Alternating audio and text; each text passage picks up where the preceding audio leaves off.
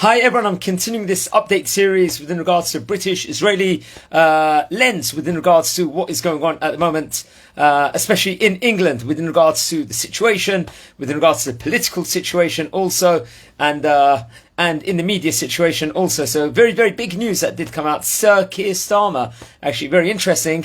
He has abandoned a Labour policy of recognising a Palestinian state unconditionally if they come into power. If we can all recollect back in 2018, when I think it was a Labour Party conference, it was at the time period where it was a peak in the media at the time where the Corbyn, there was one thing coming out of the media after another, especially at the time when I think it was during the time period where the Chief Rabbi Lord Sachs actually compared one of his Corbyn speeches in 2013, if I'm not mistaken, was then to as the most shocking speech since I believe Enoch Powell's one, which was many years previously. I think the Rivers by Sea speech he gave over. That's what he compared it to. But that was a period in 2018 where there was one allegation after the other. It was just non-stop. And then in the Labour Party conference, there was an absolute sea of Palestinian flags, if we can all recollect. Here, I've got the Israeli flag right behind me, but over there was just that. And he, I think, immediately said that the first thing they will do when Labour will come into power, this was in 2018, would be to recognise the Palestinian state unconditionally. However, Sir Keir Starmer has put away that notion totally, and he's taken that off the table totally. I mean, as an unconditional thing. Also, he says that anything that Israel is going to have to be involved with every single thing. So we can see his stance is changing.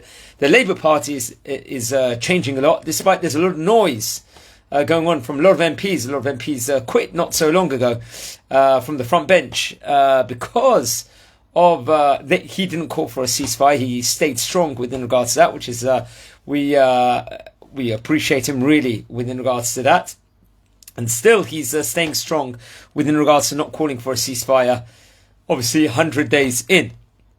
But it is still also worrying what could happen if they do come into power, because there are so many people still that would favour a ceasefire inside the party. So that is worrying from that stance. But certainly Sir Keir Starmer, this measure he has made over here, which is a major thing, we shouldn't underplay it. Because I think it was back in, this all started back in 2014, especially October 2014, when there was that key vote, I think the Labour Party, within regards to a Palestinian state potentially being recognised. And I think that was formed by Ed Miliband, if I'm not mistaken, in October 2014, where he was very for it at the time. And that's where the building blocks, that point in time before the election was in 2015, it was sort of a lot of the community in England started, let's say, stepping aside from the Labour Party. Obviously, there was still a support over there, but Sir Keir Starmer here has made a very good measure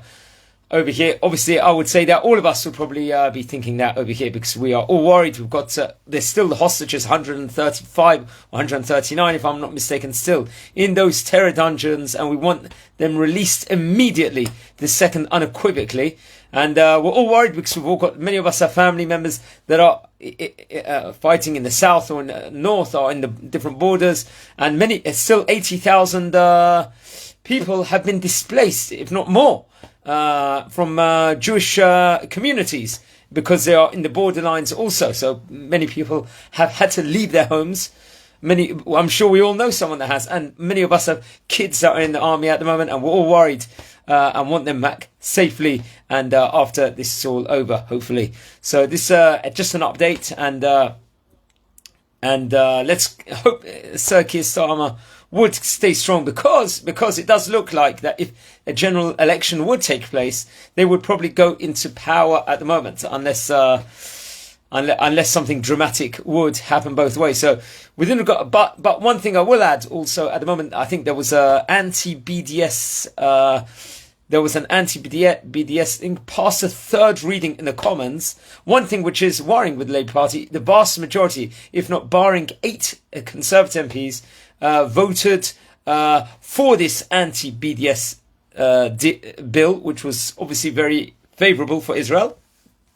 and got a lot of recommendation and applause. However, many the Labour Party wants to issue another draft, another version within regards to this bill, which is obviously worrying within regards to that from an Israeli British point of view. I would say the vast majority of people would hold within regards to that, but it's still passed with a 45 majority, which was very, very encouraging. And it's just an update, basically. So let's hope that Sir Keir Starmer will keep strong. It's definitely a good move, a very good move, a positive move. And let's see what happens. We just hope that everyone's going to be safe and we won't be worried. So I wish you all a fantastic Shabbat. Shabbat Shalom here from Bet Shemesh. And please drop me a comment, send me an email with any feedback you've got. I'll always be appreciate to hear everything. So take care. One thing I just want to add also, there is a lot of encouragement also at the moment, because I do a lot of Israel advocacy online myself, a lot I'm trying to do. And with many tens of thousands of views a week in general. And there's a lot, as well as I do get a lot of the abuse with regards to Free Palestine and all those things, a lot of comments, especially on one of my other channels. There is also a lot of positive and a lot of hearts go out to Israel from all over the world, even from Afghanistan, even I've got from Pakistan, from Indonesia, from especially from Finland, all these different countries, from Congo, from Ghana. You get all these people loving Israel also at the moment, and many people are with us. So we've got a lot of love out there at the moment, which also is very positive. And I can say that because with all the advocacy I'm trying to do online and all the different platforms, I am seeing a lot of good feedback with regards to Israel. Love. Unfortunately, there is that hate also. So wishing you all a Shabbat Shalom and take care.